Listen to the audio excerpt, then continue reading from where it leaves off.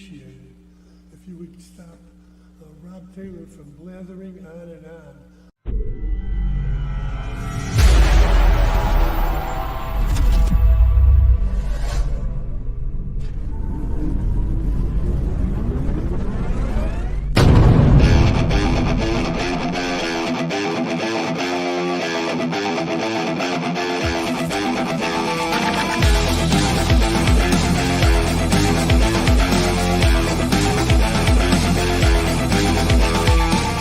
Opinions expressed by the talk show hosts, callers, or guests on the Rob Taylor Report do not necessarily represent the opinions of the hosting platform, subsidiaries, sponsors, or possibly anyone else on the planet or the known universe.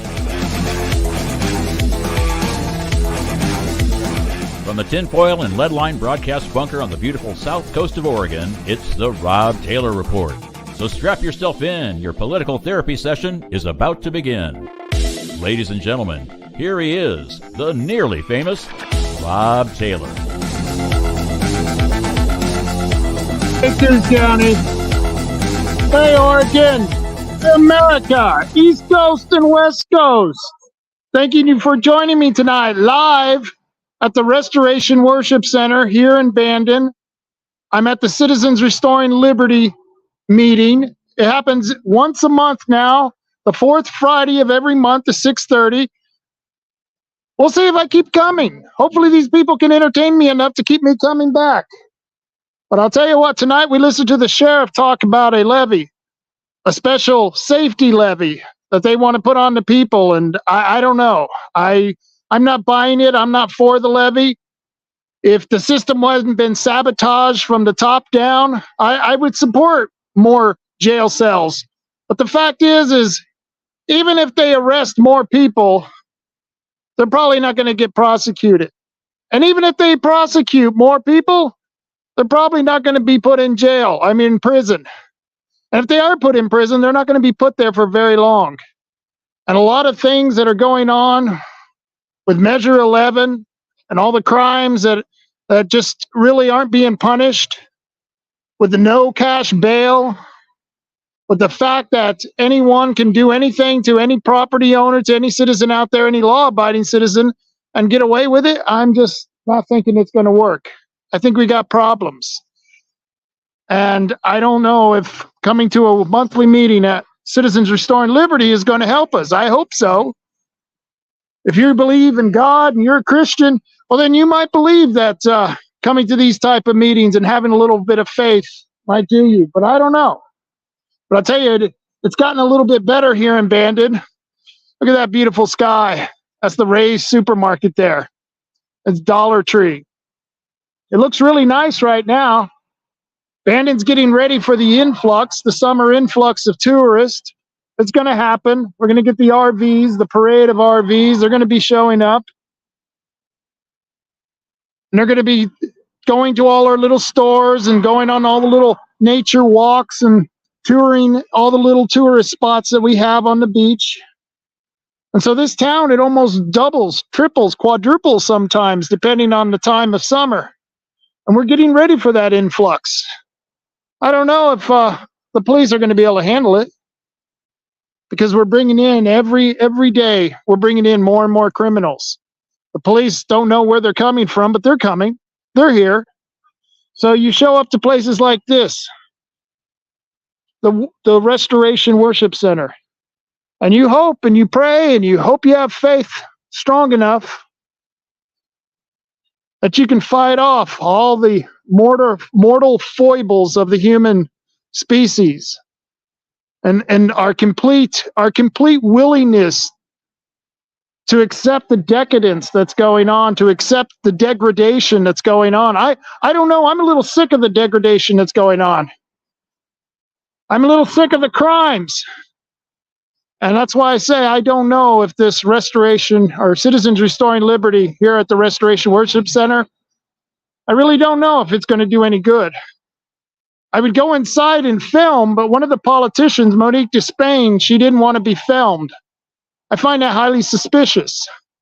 I don't trust the politician who wants to get in front of people and speak but not be filmed. Where's the transparency in that? So I just wonder what the hell's going on with that. But we did hear from the sheriff, Sheriff Fabrizio, and he gave a nice talk. Gave a nice talk on how we need this levy, but I think it's just going to take more money out of people who need that money, who could probably use it better for their own defense than anything the sheriff can do. And then we talked to Chris Castleman. I have high hopes for Chris Castleman. Chris is one of those guys who he speaks a little more of the truth. I don't know. He's young. He's inexperienced, but I'd like to think that he's going to do something about all of this crime if he gets in. He actually might prioritize the law enforcement in the county. When you do budgeting, they should do budgeting for the sheriff first and for the DA first and everything else second. That doesn't seem to be happening. But I have great faith in Chris. I think he's done a pretty good job just being a citizen, and doing what he can to get rid of some of the deluge of criminals that are around here. I think he's done a good job of going out and exposing the criminal element that's living in Mingus Park. I don't know if you've seen that video that Chris has put out, but it's some really good stuff. And so we'll see. We'll keep an eye on him. I'll keep coming to these meetings, and hopefully we'll get something done. But I don't know. I just find it highly suspicious because, politicians say a lot. They promise a lot. They promise a lot before the election, and then after the election is done, if they win, and they never seem to fulfill those promises. Then we spoke with, or should I say, Todd Vaughn got to speak. I'm supporting Todd Vaughn. And the reason I'm supporting him is because I don't think he's going to be able to get anything done in the legislature. I think he's just going to hold the ground. I think he's going to stand the ground, and I think he's going to speak up against the leftist Marxists who have taken over the Salem legislature. And I think he's going to speak up not only to these Democrat leftist Marxists, I think he's going to speak up against the Republicans who are capitulating with these Marxists. You know, there's nothing worse than a Marxist than a kiss-ass Republican who's doing nothing but getting on their knees and capitulating with these communists in Salem. And so hopefully if we get a chance, we will replace one of the worst dirtbag senators we could have, and that's David Brock Smith. Hopefully we can replace him with someone who's going to go up to Salem and not compromise.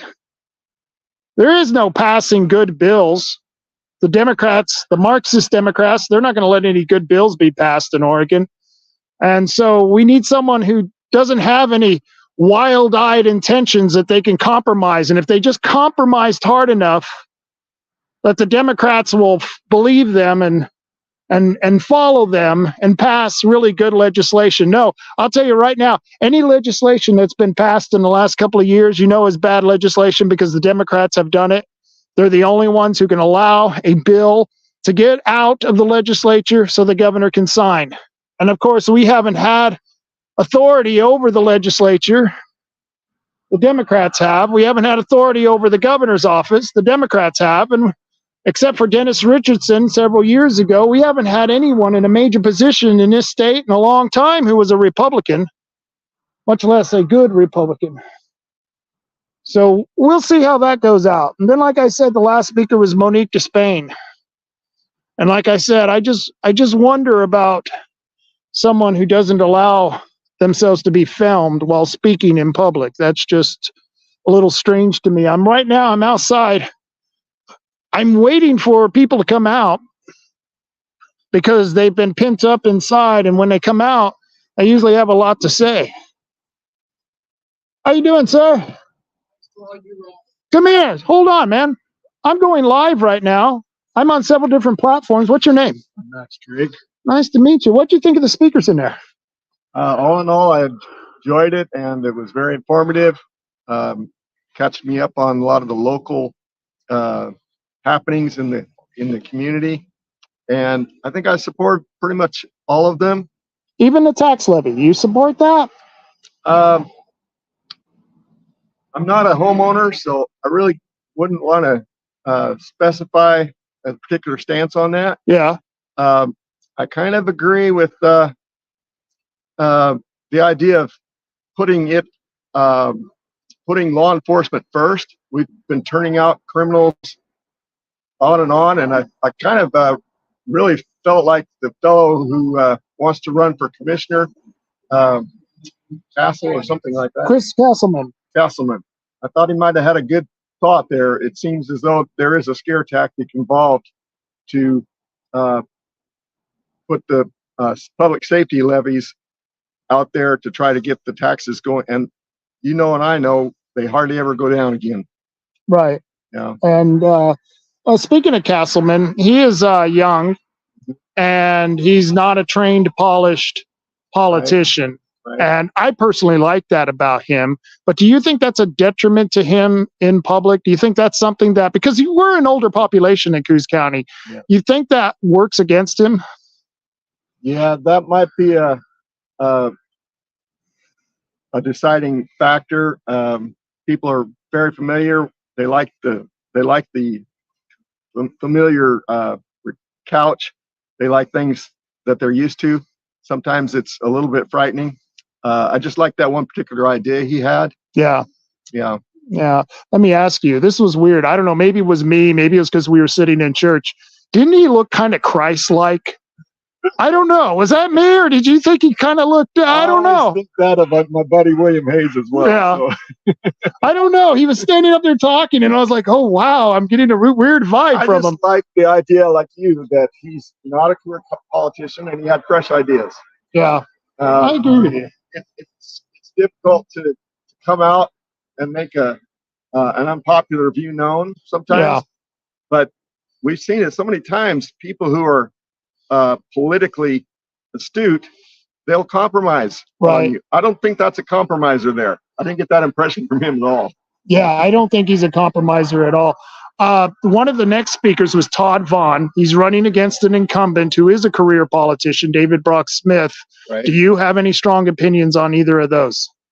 Well, like so many others, I was disappointed. I think I actually knew Goldie, and she was proud of him, and I'd like to support that, but no, not when you're been in office apparently too long.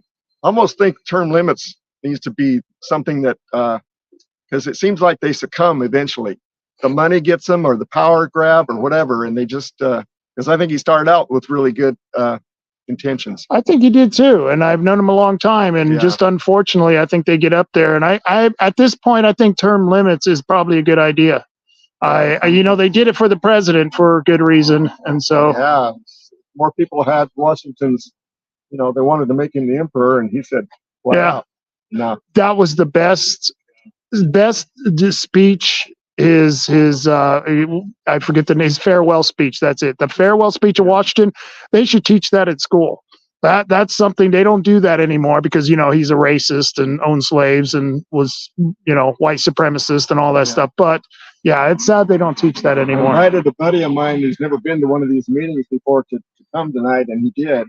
And he commented, and I agree, that Todd Vaughn made a very brilliant answer regarding the Monroe Doctrine and going all the way back to John Quincy Adams. So I was very impressed. I knew he was going somewhere with all that talk about mushrooms. I know. He was sitting there talking about mushrooms, and I nearly said, "Where are you going, Todd? Please, man." And because the reason I knew is because was it Stan or Rob? One of them said he's an excellent orator. So I said, oh, well, this is good. Yeah, I was worried for him for a minute. I thought he was having a senior moment, and I'm going, "Oh my gosh, he's taking us to the forest to pick mushrooms." Well, that's a good thing. He brought it home. And any thoughts on Monique DeSpain? I think, we desperately needed to change like a quarter of a century, even longer ago, but maybe she can pull it off. Yeah. I'm rooting for her. I think she's got the qualifications and the age requirement, and even fortunately nowadays people like to vote for females. So. And I was thinking the same thing, but I hate to say that because you're damned if you do, you're damned if you don't. I don't want to vote for somebody because they're one sex or another. I want to vote for them because of their qualifications. And one of the things I do like about Monique even though I've been critical of her, one of the things I do like is that she was a JAG officer. And I think you have to do a lot of good work to be a JAG officer. It's she's something. got impressive credentials. So those are the types of people that we want to run. And so for that reason alone, I'd like to support. Yeah. Cool. Really impressed with all, and grateful to see our Liberty is back in action. Yeah, no kidding. Yeah. Good to see you always. Always good to see you, man. Getting the program on the air. No problem. We're on the air now, and we're going to continue that. I did the Friday night rants, and I said, the best place to get a good rant is after the CRL meeting, after everyone speaks, because we're usually standing out in this parking lot for an hour talking after the meeting, after they kick us out, you know what I mean? And so a lot of times I stand here and I think, gosh, if we could just film some of these conversations, that would almost be. Listen, you had another good rant tonight, so I could tell when your voice gets higher pitched. Yes, my wife says that you're getting a high voice. Don't get the high voice, honey. Yeah, I know. So keep it low, yeah. Thank you. I appreciate it. All right, we're still waiting here, so they must be having a heck of a time. I don't know what they're doing either. I don't know either. Let's go take a look.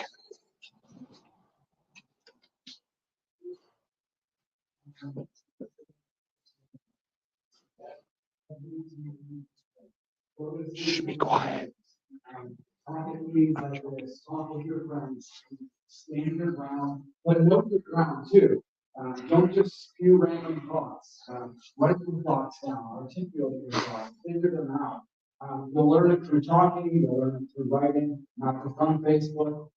But actually stand up and start speaking. You'll be surprised what you can do just by opening your mouth and saying things in an articulate, intelligent way that resonate with other people. One thing I've done is started something called the Coos County Citizen Council. It's just a collective deal, just like this, but it's more based in Coos Bay. And we're just starting to speak and give other people the opportunity, just like up here. And it works. And it's going to start inspiring other people to stand up. And we can discuss problems and issues that can be solved as citizens. We don't have to be elected officials. We are the people, and we can make it. So, we don't all have to agree on every single issue. Obviously, Chris and I disagree on some things about the levy and how public safety is funded and what the priorities are of the county. And and that's fine. But we agree on probably 90% of everything. Aside from that. So that's all good. And I know that's true in the room too. And I'll just use this opportunity to pivot into that, a restatement of that reality that I know I've stated in this room before, but now that I've been in office longer, it's come home to roost in an even more profound way. And that is that governing is an extremely different sort of engagement than campaigning is, because there are things that you're constrained by that you're not aware of before you're in the office. So that hasn't been something that's not something that pleases me to say, but it is a reality.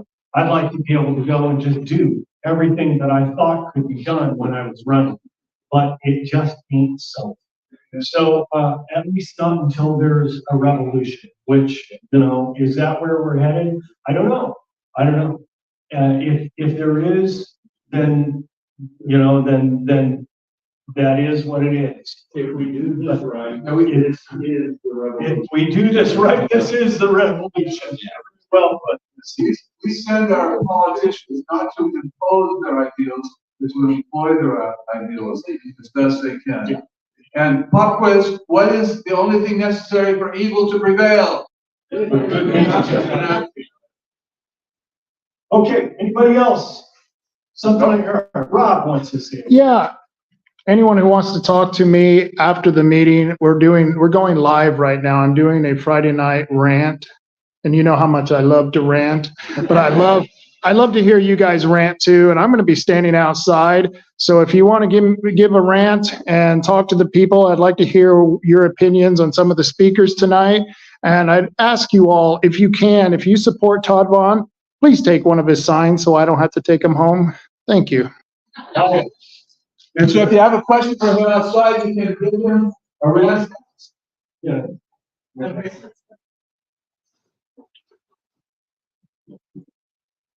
Hello, everyone. My name is Nicholas. I'm a new resident to Bandon, my first time here tonight. I want to say that as a young man, what I have seen throughout my life in this short window of time I've been on this earth, in so many ways been demoralizing and exhausting and disheartening. And I see so many people who are beaten and broken down and have been conditioned to believe that they have no steps, that there's no actions to take to move forward. And I believe, without a semblance of any doubt, that we are so deep in a spiritual war. Oh, yeah. And that pretending anything else is not only foolish, but it's playing into an agenda that threatens us all. So to come in here today, to see people united, to open with prayer, and for people to stand together in this way, renews my spirit and helps me to have hope that incremental progress can be made, and we don't have to watch our communities crumble. Because I've already watched my community crumble, and I've had to flee from an area that was beyond repair. And I don't want to see another beautiful community squandered and destroyed for someone else to reap the benefits. So I just pray for everyone in this room that the Lord renews our spirits, that the Lord renews our bodies and gives us health and strength and discernment to cut through all the weapons that are being used against us in so many insidious ways, so that we're too clouded and too passive to do anything. And I thank everyone in this room for coming here tonight and creating a space that is hopeful, and I even say joyful, that in a situation where it's so depressing and it is so dark,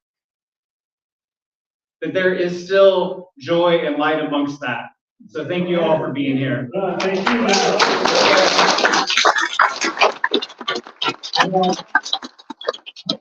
That he is exactly right, Nicholas. You got it. This is a spiritual battle.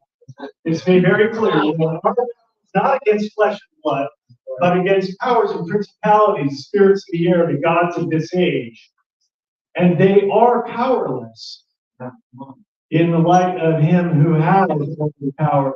And it's incumbent on us, I believe, my wife and I believe together, that it is incumbent on us all when we're engaged in this battle to take the tools, the weapons that the Lord has provided for us, and to consciously, purposefully, and deliberately put them on every single day. The helmet of salvation and the breastplate of righteousness and the sword of the Spirit and the shield of faith and the belt of truth and the boots that go down to the preparation of the gospel. If we will do that every day, we are then equipped to walk in this battle and to fight this battle, to take it back. To take it back. That's what we've got to do, is take it back.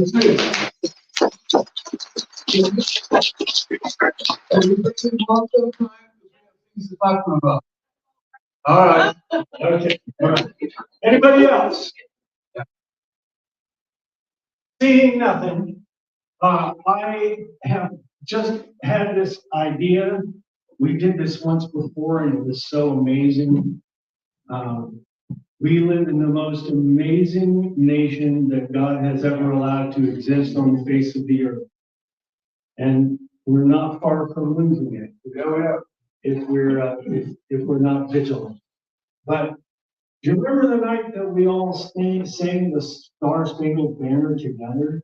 Yes. Could we do that tonight? And Yes. before we end this meeting, could we stand and sing that?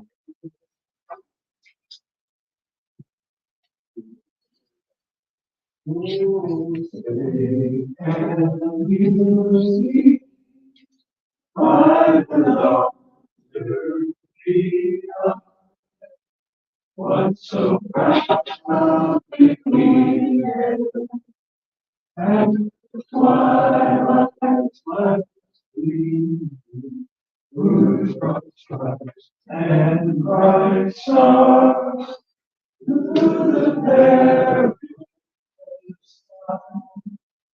For the ramparts we won were so gallantly streaming, and the rockers red flag, the bombers singing, came through the night, that our flag was still. Oh, say as stars can go down, for the land of the free and the home of the brave.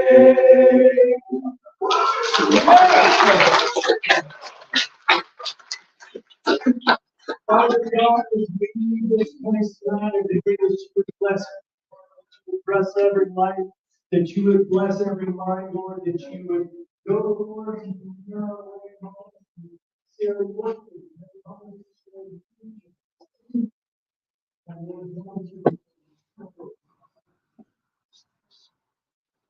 All right, they're ending up the meeting, so we're going to get some people out here. And hopefully we'll talk about some of these candidates, some of these issues. These are the things that, look, folks, whether you want to deal with them or not, they're going to be shoved down your throat. Communist, Marxist, they don't work kindly. These Nazi commies, yeah, that's right, I said it, Nazi commies. These are fascists who are going to shove their boot heel down your throat if we don't do something about it. Did you enjoy yourself, sir? Oh, yeah, I did. I think I was meant to be here. Good. That's a good thing. Your name is? Benjamin. Benjamin. I've met you before. I couldn't remember the name. I apologize. Rob Taylor. Taylor, are you related to? No, not related. No, we're patriots from a different mother. Doing this? Why are you doing this? You're saying you feel like you belong here? Let me ask you, what did you think of some of the candidates? For the county seat? Yeah.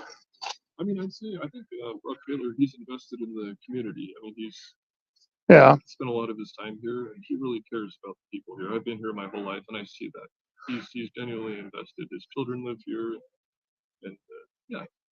Good. Yeah. Anything on the speakers like Chris Castleman or Todd Vaughn, Monique DeSpain? I can see the love for this country, and I think that's what matters. It's that patriotism. Patriotism and just acknowledging the sacrifice that has been made, and be vigilant. If we lose vigilance, we'll lose this country. Yeah, I bet you felt very young in that room. A lot of old people there, huh? Well, I admire, I think with age comes wisdom. And, right. Yeah. Cool. Well, thank you, Benjamin. You take care. Be safe.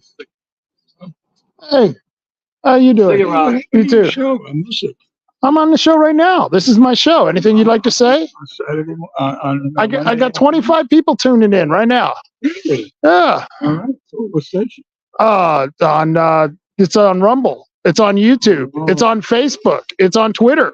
Yeah. All four of them right now. You can catch me on. You're on right now on all of those. And turn on YouTube, and what do I look under? Rob Taylor Report. Cool. Go on Rumble and look up Rob Taylor Report. So what'd you think of the speakers? Great. I like them. Good. We definitely do need change. Yeah. And I know our president, 45, will be 47. Trump. I hope. Yeah, I really pray. hope. And I pray for him. The problem is that we didn't really fix anything in the election integrity, all that work we did. And I still think there's a lot of hiccups coming. I think that people are going to look back and start realizing, well, maybe they had something back then. Yeah, I think so. Well, good seeing you, man. Take care. You take care. All right. And I know someone here wants to rant. What? What do you want to rant about? What'd you think of the speakers, man? I liked them. I mean, to a point, as best you can. What do you think of the tax? The sheriff talked about the tax. You want to do the tax? I don't think I'm not going to vote for it, but I think we need something. I don't know what to do, but I think it's just going to be a waste of time. Yeah. I mean, thank you, man. We'll fill the jail up, and we'll just have that many more people and that many more, and they'll just want more money. I think it's part of their plan, actually. Right. I think it's part of their plan too. The state wants to take our property, and one way to do it is to force the counties to keep asking for more and more money because they're putting in a position where they've got no choice. Why should just the property owners have to pay? Why can't they do something like a gas or something? Right. I mean, which isn't right either, but. Well, and that's what I always said. Why do they tax income? Why do they tax property? I mean, if you want less of something, you tax it, right? Yeah. So I always thought a consumption tax was always better, but I don't want to walk into a store and pay, $1 for bread, another $1 for the government either. But I don't know what else to do, because at least that way the poor guy, or the criminal, I should say, who's on the street, he's paying the same dollar. So. Yeah, I don't know. So what'd you think of Chris Castleman? I like Chris Castleman a lot. Think he has any chance? Probably not. Thank you for being honest. I like him a lot too. I'm endorsing him, but I think he's a great guy, but I don't think he has a chance in hell. And the scary part is I think Bob has been playing the game of Biden and not coming out. He won't come on my show. He won't do the League of Women Voters. I was thinking about that tonight. Why isn't Bob here? Why isn't Bob here is my question. And so Drew Farmer was even at the Republican meeting last night, from what I hear. And it's like, well, he's not a Republican. So I don't get that. Were you at the Republican meeting? In North Bend? Yeah. In Bandon? Yeah. No, it was the Republican meeting last night. No? Oh, at the no. Yeah, at their office in the mall. That's where they got the office. I quit going to them a long time. Well, I don't blame you. They're kind of boring. I just don't agree with Republicans most of the time. No, and that's funny because they're the ones that I'm supposed to agree with, right? Exactly. Yeah, it ticks me off too. It ticks me off. It's like I thought, those are the guys that I'm supposed to work with. Hey, Ditto. Yeah. I tried going to them, and I just don't align with them. Yeah, I can totally get that. So you got a Monique DeSpain sign. Yeah. What did you think of Todd Vaughn? Oh, I love Todd Vaughn. Well, why don't you have a Todd Vaughn sign? Oh, I've got 2 of them in the car now. Oh, shit. And more. Sorry. I got one of these, but I went back and got another one of these too for my one friend over in North Bend. Cool. We put signs on it. Cool. Well, we worked a real hard campaign with him, and he was a long shot to begin with. You always run against the incumbent. But we've come a long way. Do you think his chances are any better now that we fought one hell of a fight against David Brock Smith? Oh, I think so. Yeah. I think we've done a lot of damage. I think so too. Yeah. And everybody I talked to, except for maybe a few Republicans over at that. Yeah, over at their Republican headquarters. But everybody else, they're all aware of David Brock Smith, and I don't know. He's got a lot of support, but we beat the hell out of him, and that's kind of what you got to do in an election. You know how that is. I do too. I do too. And he's been in there, he just got appointed to the Senate, but he's been in the House for so long. And after that tampon in the boys' bathroom bill, I'm like, how can you screw that up? You know what I mean? Yeah. And so, That's kind of where I'm at with Johnson too. Mike Johnson. Yeah. Oh, can you believe that? I mean, what's in that bill? He funded the border. Right. He funded, well, not our border. Open. Well, yeah, he funded other people's borders, but not enforcing laws on our own. Right. That bill was all kinds of, just terrible stuff. All right, it's Marty. Chop, chop, chop, chop, chop, chop, chop. We need a logger. We need a logger. Needs a logger to fix it. Yes, we do. And there it is. You going to the rally tomorrow? You taking off? Yep. Take care, man. Probably not. My neighbor called and said we're gonna hit the road at 5:30 in the morning, and I'm like, "Oh, that's right." Oh, that's right. And you don't even know what you're fishing for. I love that. Well, he's gonna throw a line in and say it's the Loch Ness. We're looking for Nessie. Yeah, it's gonna be some sort of hatchery salmon, I'm assuming. So. Did you hear what happened to the hatchery? No.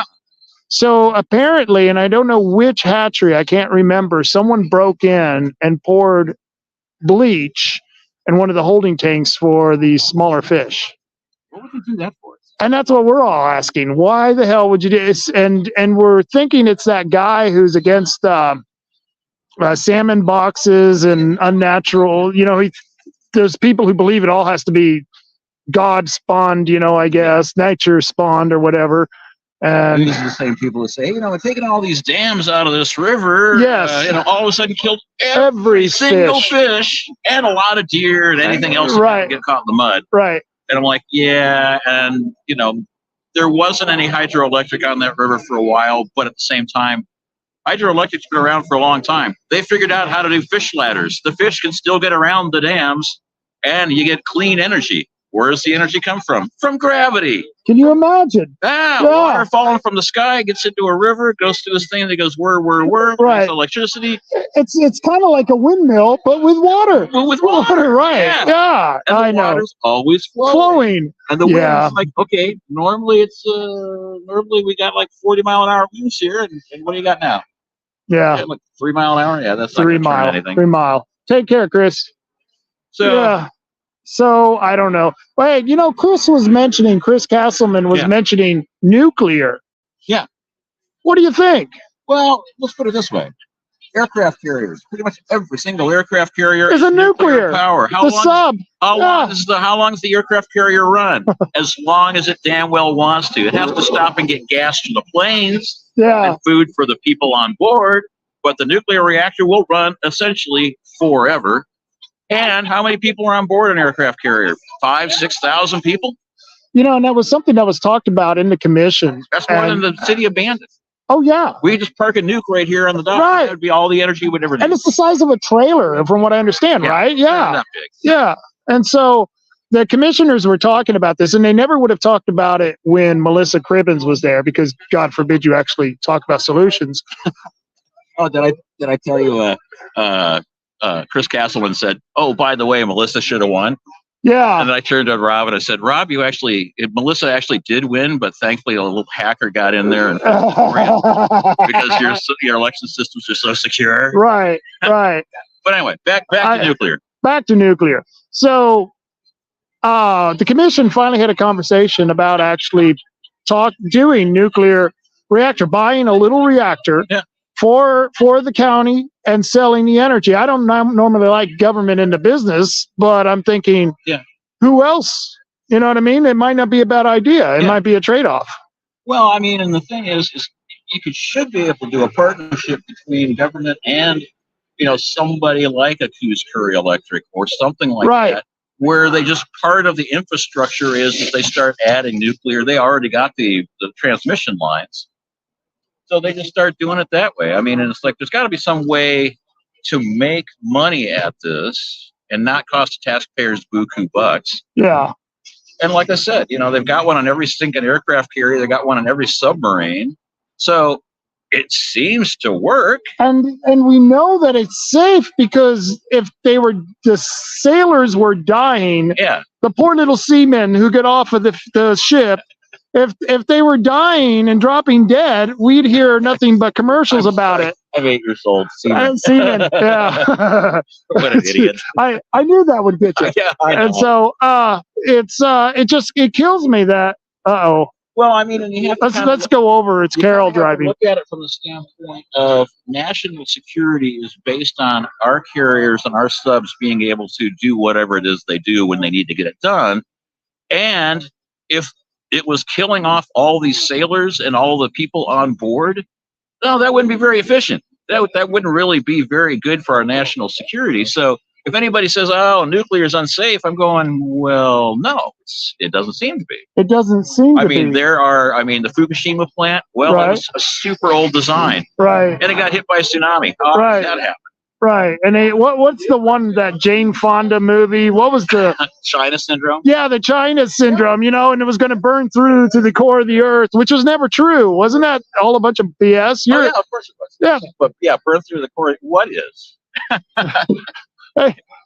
From what I understand, and I've been told this from a guy who's an expert at drilling, he says if you looked at the earth like it was an apple, we haven't had the technology to drill through the skin of the apple yet. And I'm thinking, wow, that's to get to the core of the earth would be like, well, for us, impossible at this point. Well, not only that, but you got to realize that below the mantle here, it's red hot magma. Right. It's lava. Some of it comes to the surface in volcanoes. So a nuclear reactor going into this big melting lava thing would be a problem. Yeah, that's maybe how we should get rid of them. Yeah, get rid of it. Right. Yeah, that's I don't know. I hear things like this and they go, "Oh, windmills! It's so much safer." And it's a huge nuclear reaction inside the center of Earth. Right. Right. Which, like I said, people don't even realize the immense size of our freaking planet. Yeah. You know what I mean? One of the best analogies I ever heard was take an egg. Let's assume an egg is somewhat spherical. Right. But take an egg and then breathe on it. Get a little mist on it. That little fine layer of mist, condensation of you breathing on it, is thicker than our atmosphere is on the Earth. And the little bumps on the eggs are taller than any of the mountains on Earth. We're a really smooth ball. We are a smooth ball. And we're under what, like maybe a mile or two of breathable air. And, right. You get 15,000 feet up, 3 miles up. It's like, good luck breathing. FAA says you got to have supplemental oxygen at over 12,000 feet. Right. So the commission was talking about nuclear reactors, and I thought it's about damn time. That's the bomb, right? So I thought Chris Castleman, who is speaking here tonight at the Restoration Worship Center here at the meeting for the Citizens Restoring Liberty. Oh, my camera quite can't make that. But that's all right. Then we're right across from Ray's. One of the things he was talking about is he disagrees with Rod and the sheriff on the bond. And I'm just curious, where do you stand on the bond? Well, after listening to the fact that it's got a 5-year sunset and it's only, 98 cents out of every $1,000, something like that, compared to what we saw in Curry County where it was like 2 and change. 2 and 23 cents. Yeah, that was a and I was like, wow, okay. And, the taxation district might be a good idea, and this might be a good way to get us from here to there. Right. But I'm still looking at it from the standpoint of everybody's going to look at the ballot and go, tax, fight me. Yeah, okay. I thought you were going with it there for a minute, and I was going to say, you're out of here. I just like it. I just like it a lot, but it's a necessary evil. Right. We need more beds. We need more sheriffs. We need more law and order. Well, let me ask you that, and that's a good question. And one of my arguments at the League of Women Voters was that giving the county, no matter how good intentions they have, and I do believe they have good intentions. I really do. I think the DA and I think the sheriff have good intentions. The system, and people keep saying it's broken, and I kept saying, no, it's sabotaged. It's been sabotaged by the Oregon legislature and the extremists up in Oregon. And so no matter what we do at this level, we're doomed, aren't we? Because the laws for justice has just been destroyed.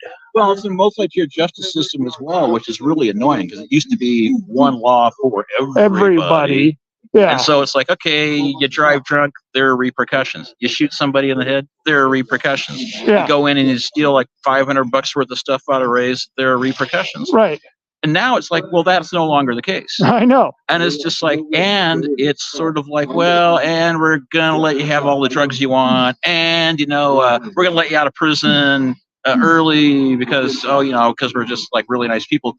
Unless, of course, you say something bad about their system. Right. Then, you're going to get railroaded by somebody. So the system will work for you as long as you don't criticize the system. Correct. And it won't work for anyone who's a law-abiding citizen. And I wonder about, how deep does this go? We know all the legislators or legislators are a bunch of, cretins and slime and, Right. out in it for themselves. Oh, you're being too kind. But what about, I think our DA here is pretty cool. Yeah. But, other counties and then like, okay, well, how about judges? Right. How about, and it's like, how far through does this go? Because I've been across a couple of judges where it's like, Judge Stone, I thought was, I like Judge Stone. You like right. listen to both sides of it. I thought he was doing a fair and impartial kind of thing. But I've seen so many cases where it's just like, we're not even going to bother to listen to this because we just don't like your premise. It's like, hold on, there's laws. So I don't care about that. Right. I'm the judge. I don't have to care. Right. Good luck, get me out of here. And that's once again that two-tiered. And I don't know if I even call it a two-tiered. It's like a multi-tiered because there's different levels for different people. If you're really wealthy, it doesn't matter who you are, unless you're Donald Trump, you get to skate on a lot of things. And if you're ultra poor, you get to skate on a lot of things. Yeah. But if you're guys like you and me who can't afford an attorney, but yet can afford the fine, they are, oh, well, you got to pay. You know what I mean? It's just this weird system that's just been created. So getting back to election integrity, you were highly involved with that. Oh yeah. And watching the, like you said, watching the judges, your description was just right on. One of the things that I noticed when I was doing a Second Amendment sanctuary ordinance, and this is so funny, is that one judge would rule, because there are 3 reasons you could stop an initiative going on the ballot. Yeah.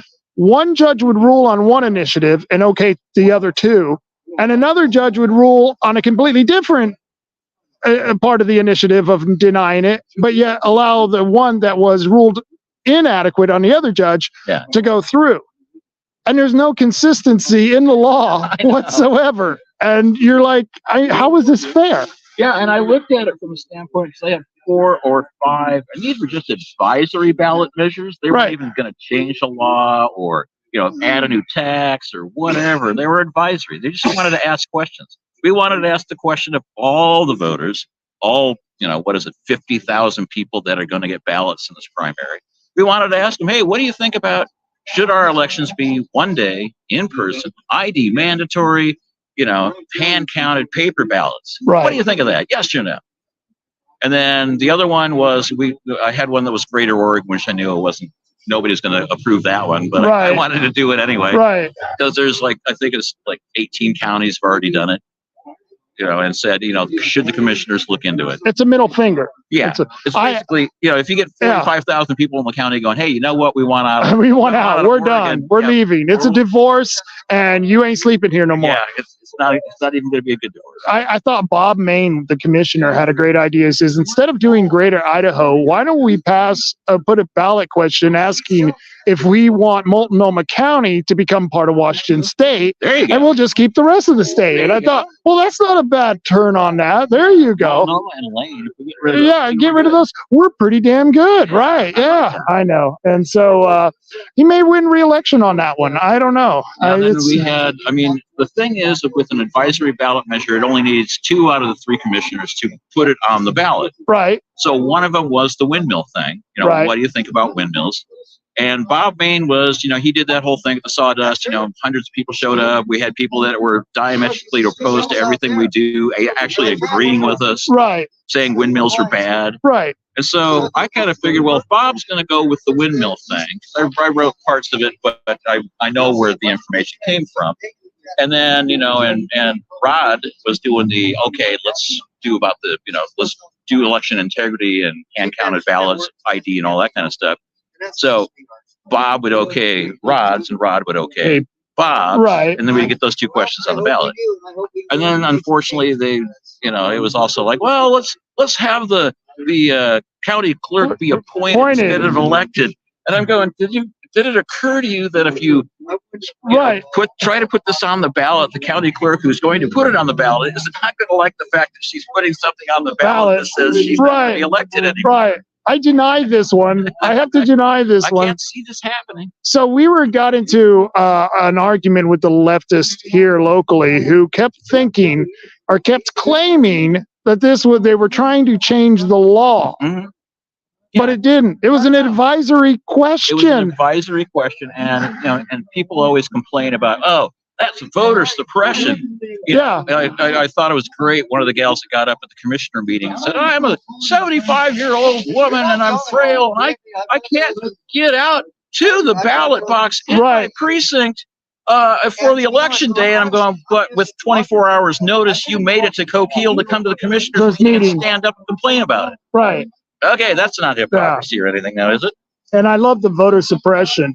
There's 45 people here saying their votes being suppressed, asking for the commissioners to suppress the entire 45,000 people who are going to vote on the 5, or was it 4 advisory questions? 4 or 5, I mean, it's like, there were other ones that were in the running, and it was like, but we were trying to get at least those 2 in. Yeah. And the whole point was they're saying, oh, it's going to change the laws. Oh, it's like, no. It's an advisory question. The commissioners want to ask.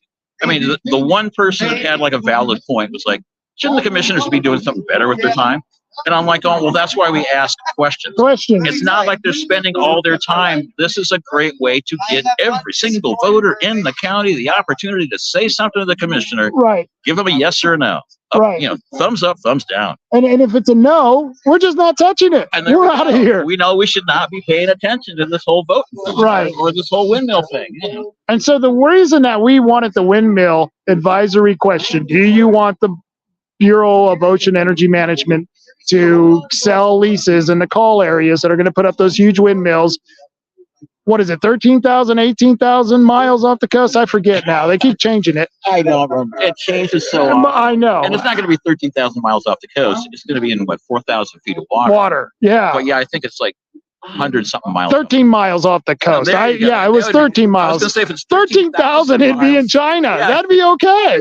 It'd be fine by David anyway. We'd be all right with that. What was I thinking? We got not only are we putting in windmills made in China, but we're putting them up in China. We're putting them in China. Can you imagine the cord? We're going to have the extension cord we're going to have to use for that thing. Yeah. And what people don't realize is it costs more money. I mean, it takes more energy to build a windmill, especially these 900-foot high ones. Right. Than they'll ever hope to, return. I mean, you can't make enough energy off a windmill to replace all the energy you use to make the metal, put it out there, maintain it, run it, take it down eventually. And these are rare earth metals that we're talking about. So we're taking metals that should be going to those electric cars, and we're putting them in windmills. So and here's the hypocrisy. They say, mining for coal is bad. Burning coal for electricity is bad. But mining for lithium, cobalt, copper, selenium is like, that's okay. That's okay, especially if it's small children who are doing it. It's child slave labor somewhere else. Who cares? Who cares? Yeah. Right. Get them making some tennis shoes when they're done mining the mines. Damn shoes. Yeah, shoes. So the reason we wanted that ballot question on the ballot was because OSU, the Department of Psychology at OSU, got paid. Was it 2.5 million? I think it was 2.5 million. Yeah, and it was 2.5 million to do a survey, basically, of the people in the counties, Curry, Coos, and Douglas, to see what they think about the windmills. Yeah. And yet the commissioners were going to do it basically for free with a question. Yeah, because the ballots were already going to go out. And this actually started last year. I was trying to get it done for the November ballot last year, but it turned out there was no November ballot. That would have been bad because there were no measures anywhere, nobody running for any offices. So if we created a ballot with one question on it, it would have cost the county $75,000 roughly to mail all that stuff out and print it and then run the election. So we said, okay, fine, we'll wait till May. Right. And then May turned, and it's like had to be done by March 1st or whatever it was. And It was like, but the incremental cost of adding 1 or 2 more questions to a ballot that already has, state Senate, state House, U.S. Senate, et cetera, is nothing. It's adding 2 more boxes. Big deal. Right. And so it would have been a zero cost way of asking all 45 or 50,000 people who vote in Coos County what their opinion is. And yet 45 screaming idiots went to the commissioners meeting and then went to the working group after the commissioners meeting and basically shouted them down. And Bob Bain basically just went, we're going to table it. It's an election year. I've got things to do, and so we will table that. And I'm sure the Democrats loved it. This is a bigger question. Uh-oh. Okay, we had 45 Democrats show up. Where were the Republicans? They were busy fighting about who could get into the office to go to their meetings. Oh yeah. We're not the right Republicans. We don't want, the shill will only allow so many. Right. He's only going to allow so many, and you got to be the right Republicans. You can't be hanging out with that. Who's that guy? That Rob Taylor guy. That Diane Rich guy. I'm toxic. That other jerk that occasionally comes up with facts and figures. Right. It's like, I'm like going, how do I stop hanging out with myself? Yeah. When I haven't figured out yet. I've been doing. My wife does it on a regular. How do I stop hanging out with you? Would you please leave me now? And we're too cheap for a divorce, so just go away. Go away and don't tell anyone. I know. I'm saving up for that. Yeah. But it's just. It was just interesting that there was so many Democrats showing up, because I have a sneaking hunch, and this is just a guesstimate. But when they found out about the clerk question and the voting question, then Dee Dee Murphy and the minions all went into hyperdrive. And it was like, okay, so, they hit the ground running and every phone call rang off the hook. It's like, you got to be at the commissioners meeting tomorrow at 9:30 and yell about crap that you don't know anything about. You don't know anything about, and most of them didn't. That was the funny thing. Yeah, I went through that thing and listened to it again, and like there was the only one, the one person that had a valid argument was the one where it's like, don't you think the commissioners have something better to do with their time? It was like that character in Saturday Night Live with Gilda Radner. Oh, yeah. Presidential erections. Why are we even talking about presidential erections? That's elections. Oh, never mind. Yeah, Roseanne. Yeah, and so, it was like, I'm watching these people going, they really don't know what the hell's going on. And I don't know why I keep arguing with them on Facebook. I don't know who's more stupid. Them for arguing their stupidity or me arguing with them. I don't know. So, the problem is you can't argue with idiots because they will baffle you with BS and then drag you into the mud with them. Yeah. Oh, yeah, totally. And that's what they usually do. So I've just completely stopped. Yeah, I just go, okay. I make the one statement and then I leave the room. It's like, just leave them guessing. Who was that man? And so Chris Castleman was here. Yep. He's a young man. He's not polished. He's not a politician by any stretch of the imagination. Mm-hmm. What did you think of him? I thought it was interesting in that it sounds very similar to the journey I took, except I think he was from Pennsylvania and I'm from Iowa. Yeah. I went to high school here in Bandon. Yeah. But he was like, oh yeah, I was doing software stuff in the Bay Area and running up in the hills, and I'm like going, wow, that sounds a lot like me. And then it was like, the Bay Area is going down the toilet so quickly, I have to go somewhere else. So we came here. Yeah. And I was like, but he's much younger than I am. Yeah. And I'm like, the reason I don't really want to run is one, I'm too old. And you're enjoying life. Yeah, I'm enjoying life. And plus, Night. Oh, big hugs. Love big hugs. Yeah, and I wouldn't pass the psych profile to be a politician. So good. Hey, Chris, you're not leaving, are you? Okay. All right. Yeah, but I mean, he seems to have, his one thing is the public safety thing. And I mean, if you're going to pick something to pivot on, that would be it. All the rest of the stuff, like, what's he think about windmills? Well, what are the county commissioners, can they do about the windmills? Essence, sue is the only thing, and that's where it's going. With public safety, there's a definite cause and effect where we have to have some measure in place to say if you break the law, there will be repercussions. That's why I thought his argument was really based in reality. I think that it was a sound argument. This is why I'm getting involved. and I'm not going to take it anymore. And I kind of love that kind of attitude. I'm mad as hell, and I'm not going to take it anymore. And that's what I love about this guy. It's like, you know, I don't know if you guys can hear me. There's a truck going by. Yeah, we're gonna get doolied here. We're going to get doolied. I haven't done that since the 70s. Wow. Michaela says hi. Says hi. Hey, Hi. Rob Taylor? Yes, I am. My name is Nicholas. Nicholas, nice to meet you. Nice to meet you. I'm trying to pull this. Yeah, okay. Currently live streaming? Live streaming. Okay. I'll just say, and maybe it'll entertain some of the viewers. I don't know much about you or your platform. However, I know it pisses certain people off. A lot of people. And that alone is entertaining to me. And I feel like, hey, if someone's ruffling enough feathers, Yeah. hopefully they're doing it for the right reasons. And I got the feeling that you were. So I try, and if I make a mistake, I'll be the first to admit it. So why'd you come to Bandit? that's a whole other story. So we'll get together another time. But You got it. Nice meeting you, man. Nice meeting you. Rob? Todd. Busy talking to everybody. I didn't get out to. I told you. This is the best place. It's like every week when we were doing this. It's a great bunch of people. Let me back up a little. Every week that we were doing this, we would come out here and stand in the parking lot for an hour and continue the discussion. And and Dan, the preacher, he's like, I need to go home, get to bed, man. No, it was great. Everybody, nobody lets me go. I mean, I start talking to someone, they want to keep talking. Yeah. People wanted the signs. They took the big signs. Everybody wants signs. I was blown away. I thought maybe I should have gone and got more. I know.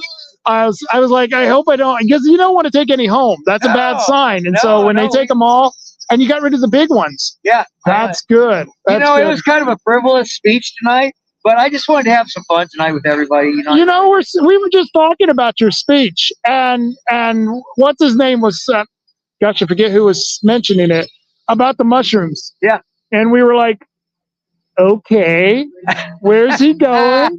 Are we having a Biden moment? The next thing he's going to be telling us about his uncle who got ate by cannibals. He ate too many mushrooms, he got ate by cannibals.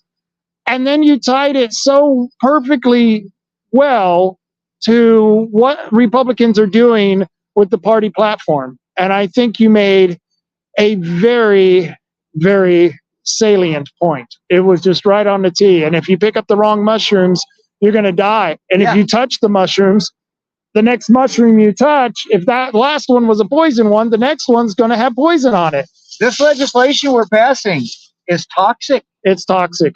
It's really bad. And I thought that was a very good point. You don't live in Bandon, but this will be your district. When you win, I'm just going to be positive. When you win, Romero moment. Paul Romero moment. And I'm sure he's watching. He's a big fan of mine. Hey, Paul. And when you win, this is going to be part of your district. Yes. But this is the first time you've been to a Citizens Restoring Liberty because, you live in Douglas County. You live, about 3 hours away? Yep, I live in the far southeast corner of the county. Right. I mean, as far away as you can get. Okay, and so this is your first time. What did you think of the people of Citizens Restoring Liberty? Yeah, it was beautiful. To me, it's the right combination of patriotism and Christianity. I'm a Christian. Right. I'm a born-again Christian. I'm a logger, too. Right. And I'm a little rough around the edges. I'll be honest with you. I might just drop an F-bomb now and then. Right. But I'm a believer, and I pray, and my wife is a very devoted believer, and that's what's here. There was a lot of believers here. What do we got going on? I don't know.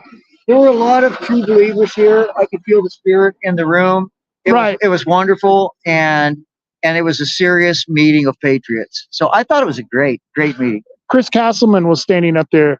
Do you think he was like Jesus-esque? Was that very Jesus-esque? I think so. I was like, wow, how very, I could feel the spirit. Yeah, I was like, wow, I'm in, man. And singing the national anthem was beautiful. I mean, I haven't had anybody ask in a meeting that I've been in for like forever to do that. To sing. It was wonderful. That's what I like about these guys. With people. Right. Yeah, no, I really enjoyed it. And you can be an atheist. I'm an atheist. Yes. And these people welcome me with open arms. Yes. And I have the same moral values as these people have. I know you do. And that's what's beautiful. I can come here. We don't have any arguments. In fact, I feel more welcome at the CRL meetings than I ever have going to the Republican meetings. I don't know if that's something you've experienced tonight. No, this was way better than the GOP meetings I've been having to deal with lately. But I will say this about atheists. I also was a non-believer until God spoke to me. So when God speaks to you, that's when it changes. That's brother. a call I'm going to answer. Then you just go on till the end. Yeah. But if he does, all you can say is, I heard that. That's real. Guess what? I'm a believer. I'm a believer. And I will not deny anyone their right to believe that, because how do I know I'm not wrong? There's no way to prove that I'm wrong, not wrong or right, You'll figure it out when you hear that voice and go, wait, that's not me. Right. How did that get in there? Yeah, I could be standing at the pearly gates and this could never happen and I'm standing there. So maybe there's an exception to the rules, you know what I mean? I don't know, but yeah. Well, I will say this, I am not an evangelist, but I am a believer. And that's a beautiful thing. I think that's a beautiful thing. And just the way you are a storyteller and telling that story about the mushrooms, I think really resonated with the people. You could tell that they really enjoyed that. It was something that, and especially the analogy like we just went through, the touching of one poison one and then picking up the next one. It may be good, but you spread that poison. Exactly. And that's what's happening. Life is about stories, Rob. Yeah. That's what you do on your podcast all the time. That's what we're doing here. Right. Yes. Life is about the story, human stories. Right. And that's what that's where the meaning comes out. And really all the people that spoke in there were telling a story. Yeah. Everybody had their own story. And I love it. I love to be with other people that are willing to share and tell a story and connect it to politics. Like this is connected to human lives. Politics is about human lives being affected. So I think it was a great gathering and really enjoyed it. I'm glad I got invited. I always have a good time when I come to CRL, and it's something that they used to do on a weekly basis, and things just kind of change because you know how organizations, that people grow apart. And well, maybe it'll come back together again. And maybe it'll come back together again. It seems like there's a lot of faith. So yeah. And Rob, I just want you to know I really appreciate your podcast, everything you do. Thank you. Thank you for your help on the campaign. I really appreciate it. And to be quite honest with you, can I be on? I'm a selfish bastard and I'm doing it for selfish reasons. Hey, I love it. If I didn't like you, I wouldn't be doing this. I'm doing this because it benefits me to have a guy like you in office. You're someone who I think is going to do what you say you're going to do. That's why I support Chris. Yep. And if you don't, guess what? I'm going to be knocking at your door saying, hey, man, what's going on? I just had a big, mean-looking dude. He wasn't mean, but he was mean-looking. Yeah. Tell me, you screw up, I'm going to paint you. Yeah. I don't know what color he's going to paint me. I was telling Chris, we were sitting over at a friend's house. We were on the couch, and I go, if you win the election and you become like one of these other politicians, I'm punching you in the face. I swear to gosh, I'm going to punch you in the face. Yeah. And he's all, okay. I was like, Accountability's good. Accountability's good. I mean, I'm just tired of it. We voted. Dick Anderson is a good one. Dick Anderson has the worst record of all the senators. He didn't walk. He actually stayed there on the vote and gave him the forum. And if it wasn't for Kevin Starrett, that guy would not be in office. He just won by 2%. And it was because we convinced the Green Party candidate to run against him and pull 4% from Melissa. Wow. He never would have won that. And that was all because of Kevin Starrett, who now they malign. Say this. I watched your show with Kevin on it the other night, and I had never heard Kevin Starrett. Oh, really? Met him. Oh, he's good. And I was so impressed. Yeah. I was like, that guy right there, if I win this position, that guy and I are going to become friends. Yes. And I'm going to let him mentor me. Him, Dennis Linthicum, and his wife is running. It's Diane. Art Robinson. Art's Noah. A good one. These are the men that I'm going to seek out and ask to help mentor me to prepare me to do the job that I want to do in Salem. I'd almost wish that guys like you and Kevin and Art and Dennis and any of the others, Kim Thatcher. Thatcher is a good one. They almost need to form a group. Yes. Like a caucus of their own. Exactly. And I don't care what you call it. True conservative caucus. Right. Stick together. Vote together. Do what we need to do. And explain this stuff. Yes. And raise money for each other so you can keep each other in office. And grow it. Right. Because there's a cabal growing. There is. And it is a uniparty cabal. Yes, it is. I totally agree with you that there is an underswell, and Chris Castleman is one of them. He's a friend of mine. I know this young man. I met him on the sidewalk in Coos Bay. He came up to my protest, and I was being there was an Antifa guy who kept harassing us. You know what I mean? And I chased him off. He pops up out of nowhere. Chris Castleman gets out of his car, and he was driving. I think it was a Volvo. So the first thing I saw the long hair, I see the Volvo, and I think, oh man, it's another Antifa dude I'm gonna have to deal with. He comes up and he goes, "What's the problem?" And I go, "Well, that guy down there is bugging us because we're having an anti-vax rally." And he's all, "Really? Well, I want to go talk to this guy." Walk down and talk to this guy. Well, the guy wouldn't talk to him, of course, because they're Antifa. But I never met this guy, and he was all ready to get in. He came over to the rally. Like he said, he picked up a sign. He was all in on what we were doing. And it was like, wow, someone under 40 who gets it. You know what I mean? It's like, because so many of us are so old, and it's like, I don't know where that chasm has been created between the generations, because we need to bring young people in. A guy just talked to me about that. He goes, "You guys got to bring the young people in." Yeah. And I need to figure out how to reach out to the younger It's not people. easy. No. It's not, and we were talking about that on another radio show, and someone kept saying entertainment, and I go, you could try entertainment, but what's entertaining to a 65-year-old is not going to be entertaining to a 25-year-old. In fact, I don't even know what they are. In fact, someone was asking me, "Well, do you know this model?" And they gave me a name, and I'm like, "No, unless it's Cheryl Tiggs or Farrah Fawcett. I don't know who you're talking about, man." And so I almost think at a point, when do we become irrelevant and their generations become the relevance? I will say this, tonight I told a story about my youth, my childhood. Yeah. And I think that stories connect all of us.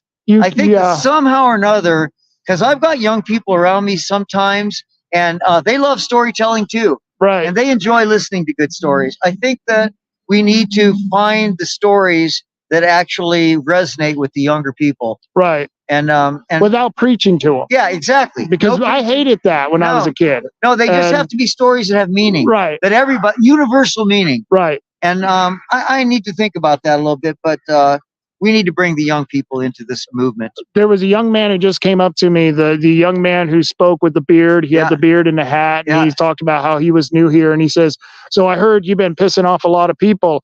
And I go, "Yeah." Probably have. And I probably have. I know me. And he goes, "But I imagine it's for the right reasons." And I appreciate that. You know what I mean? He shook my hand, and it was like, that's the connection I've been wanting to make with people his age and younger is, yeah, I'm the troublemaker, but I'm doing it for the right reasons. You don't have to be a troublemaker and be cool by doing things. You don't be a drug dealer. No. Don't be a druggie. Don't go out and vandalize and commit crimes. You don't have to do those things to be cool. You just have to be yourself, and you have to be true to yourself. And I think that's kind of what we got to tell the next generation, because there's so much hype. There's so much phoniness. We got a mayor in North Bend, and I like the mayor. She's a nice lady. We don't agree politically, but she used to show up to events. She'd get out of her car, take a picture of herself with the people behind her at the events, and then leave. And then on Facebook, "Oh, we were at this great event." And I'm like, the disconnect. You weren't really there. You were there because we saw the picture, but you weren't really there. Politics. It's politics. Like what Brock Smith does. Walks up, puts his arm right, gets a picture. You're like, who's you? There he is in a picture today. It's like, what? Yeah, totally. They're so phony. It's so gross. Thobody likes that stuff. And kids, they know this shit. Yeah. They know when something's phony, and they know when they're being fed bullshit. Yeah. And I think that's the thing that we owe that generation the most, is the honesty. Yeah. Because nothing's real anymore. They live on this phone. Here I am. I'm talking, and I'm filming with a phone, but I'm trying to catch the reality of what's going on here. And I've talked to a lot of different people who just walked out the door. What's your opinion? And I think man on the street. I love it. Yeah. And so I appreciate you, man. Well, this man on the street is headed for Tiller, Oregon. Everybody, it was a great rant. We love you. Love you too, man. Yeah. Thank you. And drive safe, sir.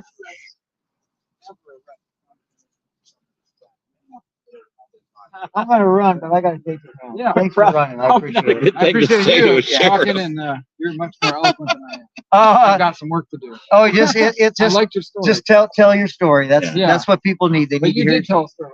Mushrooms and that was good. Yep, true story. I'm a milkman's son.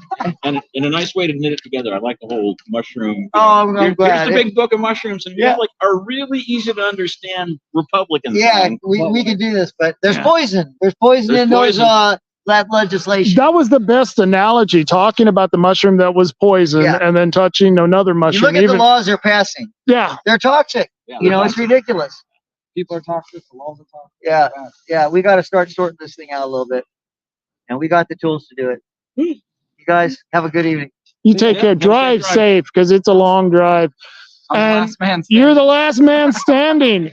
Have a nice evening, guys. So you came to church. Did you purposely try to look like our Savior? I mean, you know, Is that what I look like? yeah, you the hair, the beard, very, very Christ-like. Yeah. I don't know. I just don't want to have tell you time that. shave or cut my hair. It's not time for my yearly bathing. Hey, that's what I looked like in '82. It was, you know, the different All right. time. I So wasn't even born. it wasn't even. Shut up. Just shut up. Okay, so you've already got one strike against you. So you did an excellent job. I really think you. I think you came in very well. Like you said, Todd is a natural storyteller. Sure. But I think that you came in very close. Second out of 4, I guess, I would say, as contacting or connecting with the people. I think you really seriously connected to the people. I talked to a lot of people out here who came out here before you, and you have a lot of support. There are people who, they've got, it's like Bob, he's the old dog on the block. He's the evil that we know. And then you got Drew Farmer, and they do got kind of an idea of who he is and where he comes from. And they know he's liberal. They know that they probably don't want that. And they're not sure because you sounded really good. And they're like, you know what I mean? I think they were expecting a madman, because you kind of got that impression, that I think they call it edgy. I like that. mean, it's because I talk to people. I talk to people all day long. I chat with the gas station attendant. I chat with the lady checking my groceries at the grocery store. I chat with random people. If I buy something on Craigslist, I end up staying at the person's house for an hour talking with them. And I'd say 9 out of 10 people are really pissed at what's going on. They're fed up with our government. They're fed up with the broken system, and they want change. And they know what change they want. Right. And they just need somebody to do it. And I pled with people. I begged people, please, like people who have been in Oregon for much longer than me, people who grew up here, they have generations of family here. They have businesses here. They have family here. And they know Oregon much better than I do. And I'm like, please, please, please, like you can stand up and we can fight this. And they always have some sort of obligation. And, I don't totally fault them, but ultimately it came down to no one else is going to do it. So I have to. And yeah, people don't know me. I've only been in Oregon for 2 or 3 years. Right. And it's tough, but why should I let that stop me from standing up and changing what is obviously a mess? Obvious, so I don't get it. And I think that's why people, when I'm talking, they're like, hey, he's a person. I'm a person just like everybody else. I'm living in this mess and I'm done complaining about it, and it needs to be changed. And I'm glad you're here to do that. And I appreciate what you're doing, because I think it's important. It's more important than just talking. You show with actions. But one of the things, and we were talking on the phone earlier today, and I thought you had a great idea because we were talking about the levy. Your thoughts on the levy, and then I'll go into what we were talking about. The levy's tough. It breaks my heart because I have to campaign against something that seems like it's for public safety and seems like it's for law enforcement. I'm 1,000% behind law enforcement. Like that is pretty much my entire platform is we need to permanently find a solution for the law enforcement problem in Cruz County. And that is why I'm against the levy, because it's not a permanent solution. And it's not really a solution for the levy. It's a solution for an expenditure problem. The county has been repeatedly, year after year, over allocating and overspending its funds, mismanaging its funds, supporting programs that are spiraling out of control. And They have nothing to do with public safety. Right. And the county commissioners, they have not prioritized public safety. It's obvious they haven't, because look around us. They have the option to say, hey, we need a minimum of 150 jail beds. We need a minimum of 12 assistant DAs, and they haven't done that. They give the funds to the IT department for big televisions, and the clerk's office for this and that. And those are other functions of government. We need IT. We need computer systems to function. The sheriff's office needs computer systems to function. However, we need a jail to be able to hold people accountable, and we need a permanent solution for it. The levy just isn't. I've looked at the numbers. At best, it'll get us another year or two down the road, and it won't get us 5 years. They call it a 5-year levy. It's not gonna function at our current rate. Our expenses are going like this, and our income is going like that. Right. It doesn't make sense. It's bad math. You had a question. Yeah, well, and I was going to tie it to a conversation we had, but it led me to another question. What you were saying is my whole argument was, and you were at the League of Women Voters when I made this argument, is that no matter how much you give to the bottom part of the justice system, that would be the sheriff, that would be law enforcement, that'd be the DA at the county level. It just doesn't matter, because the state legislature and the governor, the radicals, the extremists in politics, have sabotaged our justice system. People keep saying it's broken. It's not broken. This is intentional. And what to extent do you agree or disagree with that statement? I agree 100%. I tell people it's not broken. It's fixed. It's fixed to work exactly the way the liberals in Oregon want it to work, and the liberals at the federal level as well. But no one's going to save Coos County but us. Right. There are things we can do to stop the problems. There are local things we can do. If we had more jail cells, if we had more deputy DAs, we wouldn't be pleading down criminals that, a guy beats a homeowner over the head with a skateboard, and it gets pled down to, and the guy has like permanent disability. Right. They plead it down to attempted assault so that he can just get out of the system as fast as possible and get out of our jail, so we can give the bed to somebody else who beat somebody else over the head with a skateboard. That system is crazy, and that's a local problem. That's not, he didn't get that plea deal because of some state legislation. He got that plea deal because our DAs are overworked and our jail is too small. And there are ways to do that without raising taxes. And if we change all those things, it might be tolerable. The system that the liberals have created in Oregon might actually be tolerable. It's still not great, but maybe we can tolerate it for long enough to get a better plan in place to fight the politics in Salem and Portland. But if we don't do that, then we're not even trying. Right. And we need to try first. We need to show the world that Coos County knows how to fix some of its own problems. Otherwise, there's really nothing we can do. So that leads me to the conversation we had. You had a great idea. In fact, I think I've been thinking about it since you said it, and I thought it was incredible. It was an incredible idea, because we were talking about how to fund this, and you were talking about the question on the ballot really isn't, do you want to pay more in taxes? It's, do you want to force your neighbor to pay more in taxes? And I wish they would phrase it that way, because that's what it is. So we were talking, if you could pass an ordinance, and how, well, I'll let you tell them, because it was your idea. Tell them how you would fix the situation where you wouldn't be putting a question on the ballot, literally asking people to force their neighbor to pay for a tax. So it came about because the constant rebuttal I get from, when I say you can't vote for the levy. People say, okay, but don't you agree with public safety? Shouldn't you vote it? Shouldn't you support public safety? And they'll go, I want to support public safety. I am willing to, they get all almighty on me, and they say, oh, I'm willing to spend all this money on public safety. Why aren't you? And the funny thing is they're more than willing to donate to the sheriff, or they're more than capable. They're not willing. They're more than capable of donating to the sheriff's office, but they don't. What they're really telling you is I'm not going to donate my money unless you do too, which is total fucking bullshit. If these people want to spend their money on that, go do it. Go spend your money, and then we'd be on equal footing, because you would have spent the money that you feel fine spending. And now we'd both be talking about money that you're not maybe comfortable spending.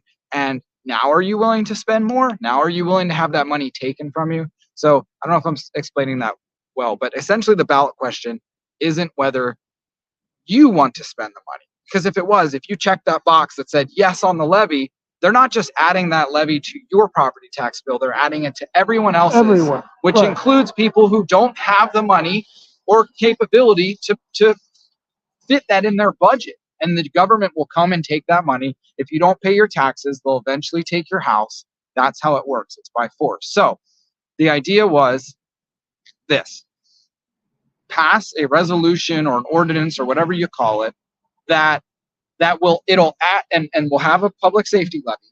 You can vote for the public safety levy, but the caveat is once that levy passes and it's added to everybody's property tax bill, this ordinance would add an extra form that comes with everybody's property tax bill that allows you the option to opt out of the public safety levy. You can write a couple sentences and explain and say, hey, I'm on a fixed income. I really can't afford this. Or for whatever reason, you could oppose it. And that would allow people the option to not pay it. But if you wanted to pay it, it's right there. It's super easy. You don't have to mail some separate letter to the sheriff's department. You can just send your bill along and pay your public safety levy. Sure. Is that going to bring in the 5.7 million that they're asking for right now? No. Maybe it'll only bring in 4 million. Maybe it only brings in 3 million. But it allows a structure for people to fund public safety if they want, without stealing from the people who don't want to or can't afford it.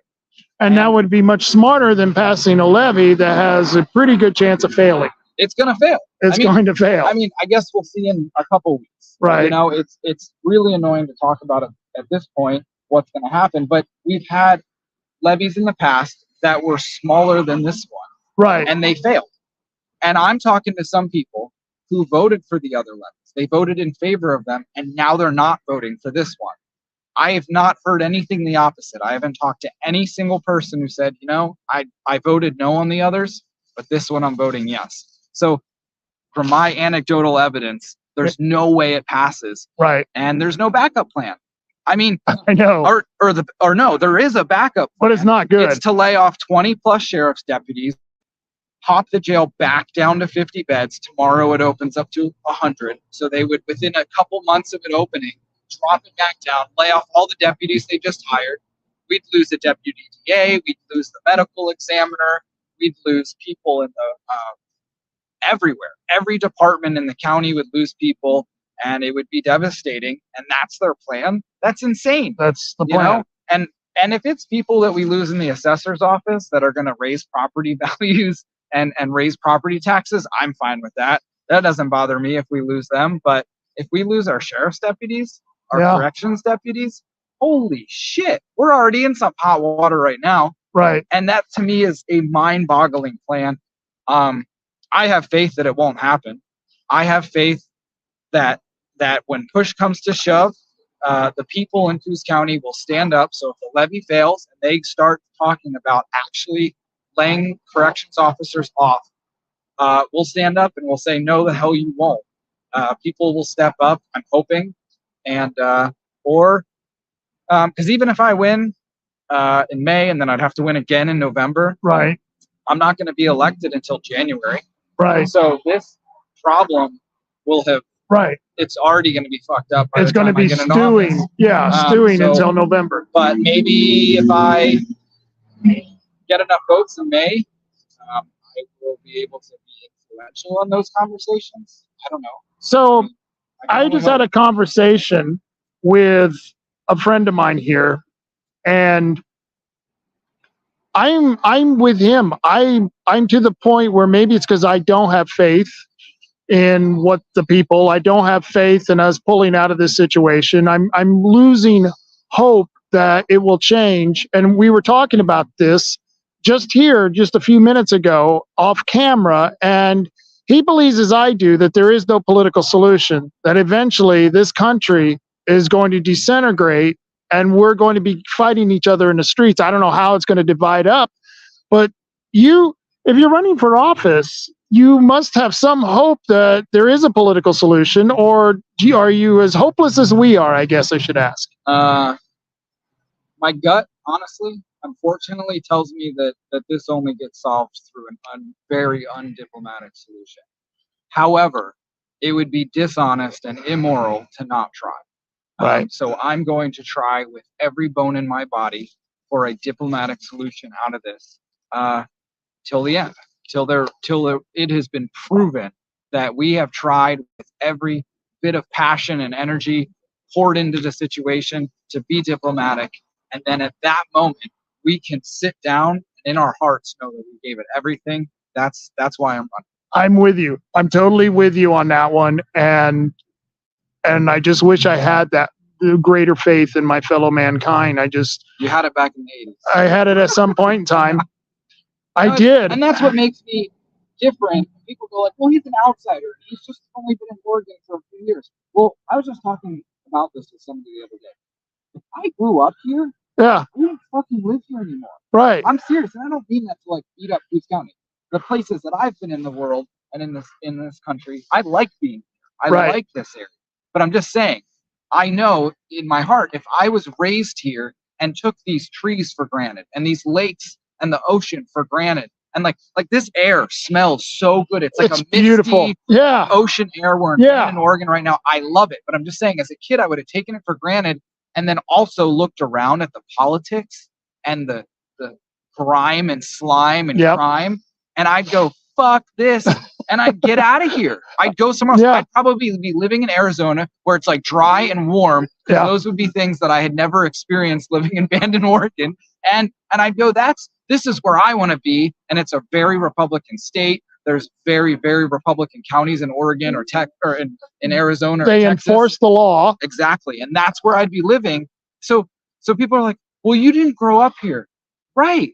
All the people like me who grew up here are enjoying their lives in Arizona and Texas and in other states that respect the Constitution and stand their ground and don't deal with this bullshit from Salem. But here we are, and I'm here to stay. I moved here. I love it here. I want to live here the rest of my life, and I'm not going to sit down and bend over and take it up the ass from Salem. I'm not going to do it. Right now, hold on, I got to say this. Okay. I'm not a politician enough to attack my opponents. Right. But Bob Main has been here for 16 years in politics. Right. And look around. Right. Like, this is a problem, and he's part of it. He was 1 out of 3 commissioners, so he can't take all the blame. Like as one commissioner, you can't always get everything you want. But come on, 16 years. He's had 16 years to share his vision with Coos County and implement it. And then Drew Farmer, first of all, he's a liberal. He tries to hide it. But he tries to hide it. Right. He was focusing on getting the pride flag flown at the boardwalk in Coos Bay for like 2 years long. Right. While there were riots across the country and COVID lockdowns and crime was festering, and he's worried about a flag. Well, and the fentanyl crisis was brewing while he's worrying about the flag. But then right as he's running for commissioner, he's going to go and put out this emergency declaration for Coos Bay for the fentanyl crisis. Well, I ask them every week, what have you done with this crisis, this emergency? Yeah. Where are we at? Sir, are we any closer to solving the emergency? It's totally fake. Fentanyl emergency in Coos Bay? Right. You've had that for a long time. Anyway, so he's been city councilor for 6 or 7 years. And just go into Coos Bay and look around and see if you like it. If you like it, then vote for Drew Farmer. I don't like what I see. There's some cool things in Coos Bay that I really like, but it's degrading. Look at Empire. The videos you've done and it's not an Empire, it's Mingus Park. It's the nicest park we have in the county. It's a beautiful park, and it's been turned into a haven for criminals. And it's hit or miss, which just makes it even more sketchy. Right. Every time I go to John Topics, it's creepy and weird, and I don't like it. But Mingus, you'll go there, and it's like, man, this is amazing. And it's spotless. There's kids playing. There's people jogging. There's people laying and reading a book, or a kid fishing, and it's amazing. And then the next day you go there, and there's like 15 tweaker transients, and you go anywhere near them, and they freak out. Or like the other day, we found a guy and a girl sleeping in the middle of the park in tents, and they had cut down all these azaleas and formed like a fence by twisting them all together Oh, to camouflage jeez. themselves. Oh, And great. these are ancient azaleas. I mean, Right. I'm talking, this isn't like a little bush. They're chopping down like the trunk is this thick, and they're chopping off all the branches. And Oh my killing the God. thing. Those things are beautiful. I know the azaleas they're you're talking gorgeous. about. They're gorgeous. Yes. Anyways, so they rip all it down and they're sleeping in the park, and they even had a little campfire, and I call the cops twice that night. Apparently they had other issues. And then I go back in the morning. So I said, well, maybe the morning will be better. The resource officer is there. And I had to call twice in the morning to finally get it resolved. And it's just, the guy comes to me with a spear telling me to get out of the park. He literally came at me with a spear that he had cut from the bamboo in the park. And okay, we call them feral humans, and we take crap because we call them feral humans. And literally, you got a guy who's reverted back to fighting with spears. That's some feral shit right there. Yes. And the day before, there was a guy. I go up to talk to him, and he was bathing in the pond. I mean, like, I don't understand that. The pond's green. Gross. It's gross. But anyways, I mean, it's pretty weird. I don't know. I don't want to bash homeless. Like, I don't want to bash people who don't have a home. So that's why I'm really focusing on criminals, drug addicts, bums. And what I mean by bum is not homeless. What I mean is like, hey, Rob, can I bum a cigarette off you? Well, what does bum mean? Well, I don't want to work for that cigarette. I don't want to pay you for that cigarette. I want you to work for and then pay for the cigarette and give it to me for free. That's a bum in my book. And that's a problem in society. If somebody doesn't have a home, I've taken people into my home before. I've brought people back to my place and given them showers, and we sit by the campfire and we hang out and sing Kumbaya. That's fine. But if you're going to come at me with a fucking spear in the woods and tell me to get out of your park, that's out of their park. Yep. I love that. That's Yeah. feral. Yeah, that's total feral. I got a video that'll be coming out that because I interviewed the guys. There's a pavilion there, and they seem to take it over. And you go, well, why would they do that? Are they just assholes, or do they really just need to get out of the weather? So I go there on a beautiful sunny day. It's amazing. And I don't mean sunny like 100 and sunny. I mean like 70 and sunny. It's perfect. You want to sit in the summer sun. in Oregon. Yeah. Right, and they're sitting in this pavilion. And I go, why are you guys in here? What are you doing? And essentially it comes down to, after we, go back and forth for a while, he finally just says, look, this sign over here says first come, first serve basis. We get here first thing in the morning, and we're allowed to stay here all day because that sign allows us. And it's like, and that sounds mental. This guy's not mental. You talk to him, he's articulate, he's intelligent, he knows what he's doing. He's an asshole. Right. And I had him say it again. I go, you're really meaning to tell me that you think that because you got here first, you can sit here all day? And he goes, yes. I mean, those are the people we're dealing with. What do you do with that? Change the signs? I mean, that for sure. Mayor Benetti, take that sign down. I don't like rules and regulations, but it's not unreasonable to say, hey, put a sign up that says, you can't loiter for more than an hour unless you have an event permit for this space that can be requested by the city manager. I mean, that's not unreasonable. Right. And they don't do that. But they don't do that because they don't acknowledge the original problem, which is I've spoken at the city council meetings that this is happening, and I have been called a liar. Right. Seriously. Oh, I have too. I'm there with you. I know what you're saying. So now I'm forced, and I'm running for commissioner. Like, I have other issues to worry about, but now I'm going to the park and I'm filming these people. I mean, that's degrading to me and them. Right. And it's bizarre, and it puts me in some really weird situations. But I have to do it because Mayor Benetti and the city council will not address it without video proof, and they probably still won't even address it. That's just where we're at, and that's insane. That's insane. That, I mean, the one counselor, he's like the park liaison. Yeah. And he lives next to the park, and he says he goes there every day. Sweet. Yeah. No. Harmon Matthews, the city councilor. Oh, the counselor. Yeah.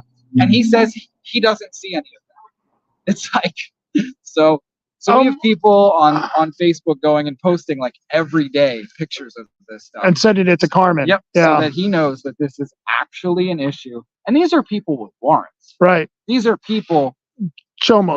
that yeah, I mean, you've got some of them are sex offenders.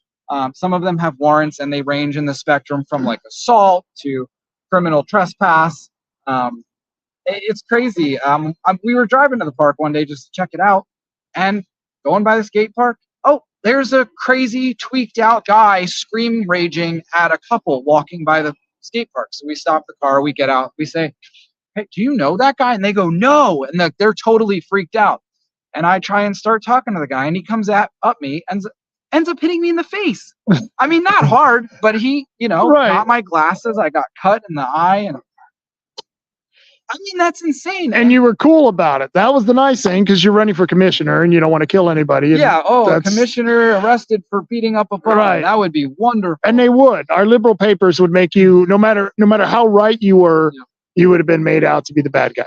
And I'm accountable for my own actions. And I stepped out of the car and I walked up to the man. So, he might have, in his, I don't know, fentanyl-induced rage, thought I was coming at him. You were the perpetrator, right? But the point is this cannot be happening, and it needs to be acknowledged before it can be fixed. And no one in Coos Bay leadership will acknowledge, or try and fix this. So my final question, because I got you on May 3rd. You're going to come on with Drew Farmer. I'm going to give Bob one more chance. So I'll give him a call and see if he'll come on. I doubt it. I really doubt it. I'm not even sure if he's running anymore. I'm not even sure either. Bob, if you're running and you're watching this, give me a call. We need to get you on the show. But one of the things, the stories that you heard tonight, and that was David, who was upstairs in the balcony talking about a squatter situation, living with him. He lived with the guy and couldn't get him out.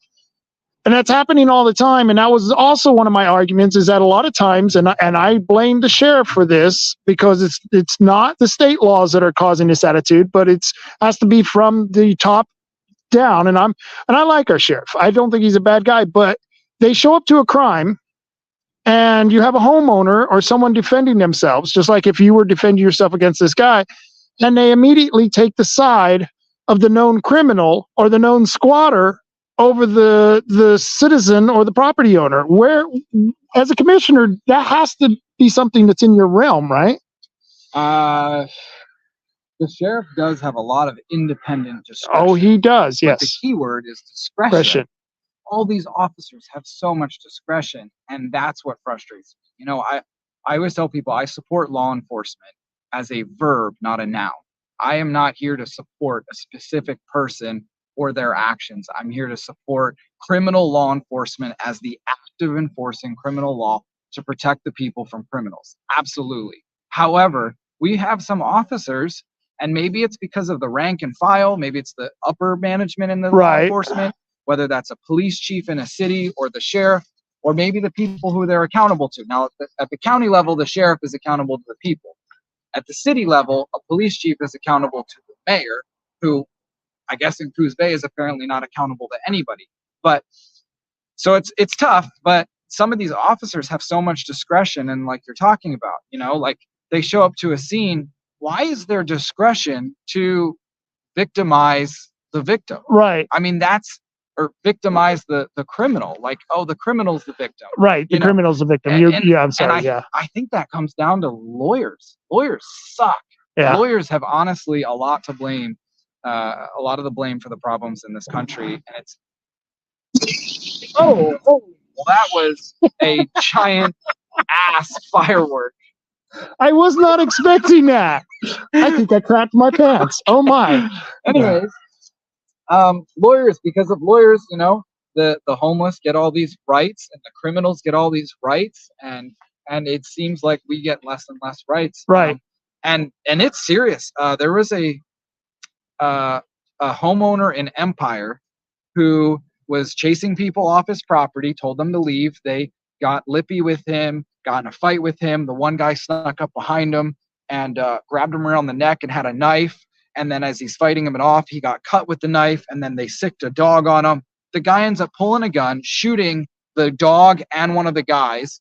I think it was an accident that he shot the guy. But anyways, everyone lived. Everyone's fine. Right. And these two guys that attacked him have records. Right. And they're career criminals. They're no good. They're bad actors in our town. And guess who got arrested? The homeowner. The homeowner got arrested.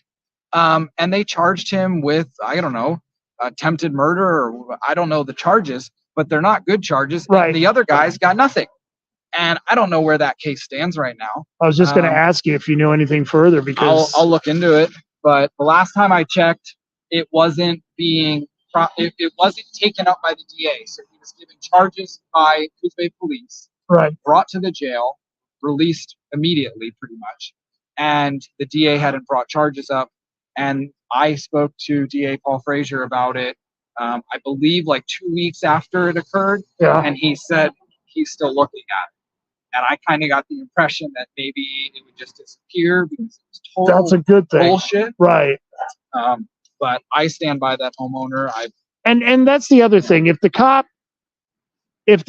makes the decision to arrest the homeowner who's defending his property, then it's up to the DA to use his discretionary authority to not charge him. And they do it all the time. I mean, they do it with real criminals who've molested children, criminals who've actually harmed people, and they'll decide because they've got an overload of cases, he's got 1,500 cases, not to defend him. The other way at the cop level, the cop should have right. Two guys who caused the altercation. Right. And if the DA later on wanted to try and prosecute that homeowner, let that DA try and do that. And that's an elected position. And if the people were upset with that decision, they could remove him from office.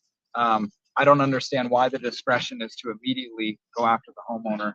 I don't either. I heard another story at Mingus Park. An older gentleman and his wife owned a home. They had just moved to the area. They wanted to be by the park. And this, I don't know, transient or bum or whatever you call him, kept coming to the house and like banging on the door, and they kept telling him to leave. So they called the cops. The cops showed up, and the bum told the cops. I remember this. Yep. Yeah. That he lived there. Mm-hmm. He didn't live there. They don't know the man, but that's what he told the cops. And because he said those words, it immediately turned into a civil issue. The cops said, sorry, there's nothing we can do. You have to resolve this in civil court because it's a landlord-tenant dispute, which is insane. Right. And they left. They left the scene, and I believe an hour later, the guy broke into the house, and beat up the old man, put the old man in the hospital, and still has not faced charges from this. I mean, it's like, what the hell? We're living in bizarro land. And you hear these stories, no, there's no way that's true. But then you check it out, and it is. Yeah. And there are things that we can do in Coos County to fix that. There are definitely things. We heard the daughter tell us that story. That was the daughter, and I think it was at the town hall, wasn't it? That it's repeated that story. Yeah. I mean. And they've since moved out of the area because they don't want to live there. They're afraid. Anymore. Yeah. They said they were afraid and they left. That's just too bad. And how is that acceptable? I have no idea. That's what started me down this path to run.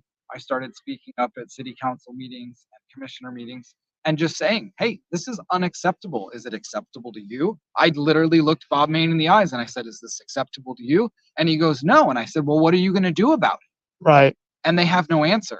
The only answer they've ever given is the stupid public safety levy. It fails every time. And at best, it's a 5-year punt down the road. Let's just kick that problem 5 more years down the road. And who knows, maybe Bob Main will still be around to solve it. And he might be. Very good point. So Chris, before I get you out of here, where can people reach you if they want to get in touch with you? So I have a website, chriscastleman.com. I'm pretty heavy on Facebook right now, so you can send me a Facebook message. I've got my own page or my commissioner page. And if you like what I have to say and you want me to represent you and fight for you at the county level, it doesn't help to vote for me, but it also doesn't help it does help if you go out there and talk to your neighbor. That's the best way to do it. Authentically explain to them why you like what I have to say and why you think that I'm going to be able to do a good job. And if that spreads to enough people, we can actually change this. Otherwise, we're just stuck in this same cycle. We're stuck with the same career politicians, and there's really nothing we can do about it except at that point, revolt. Yeah. But I think I'm in with the revolution. I told you, I'm in with the revolution. I don't want to do it, but it's where we're headed. Yeah. So if you don't want to do that, or if you want to start living a little more comfortably around here, please spread my name, get it out there. People don't really know who I am. And it helps if people spread that through word of mouth, because that's the best way to do it. But if you have questions, reach out to me, chriscastleman.com, or on Facebook is the best way probably to get in touch with me. All right. Thanks, All right. Rob. And for everyone who's watching, I want to thank you for tuning in. And till next week, till Monday at 3 o'clock, I'll be back on again. Carry on, America. Carry on.